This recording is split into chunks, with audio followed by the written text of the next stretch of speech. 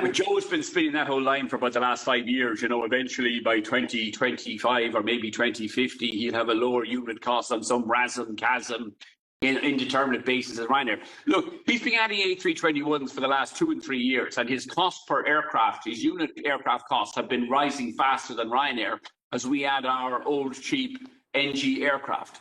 The new game changer aircraft will be considerably cheaper than his A321s.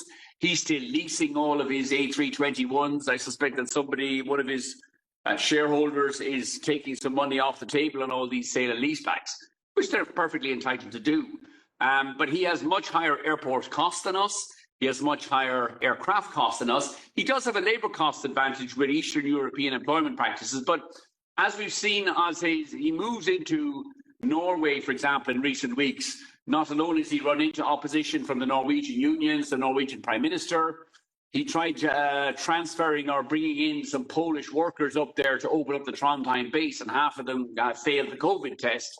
So I think he's beginning to understand that operating in Western Europe, as Ryanair did in 2017 when we had to recognise unions, is considerably different.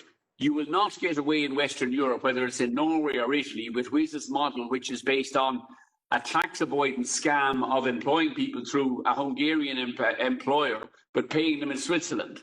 It's simply not going to survive any expansion in Western Europe, which is why I think he will delay any expansion in Western Europe. He can't afford it.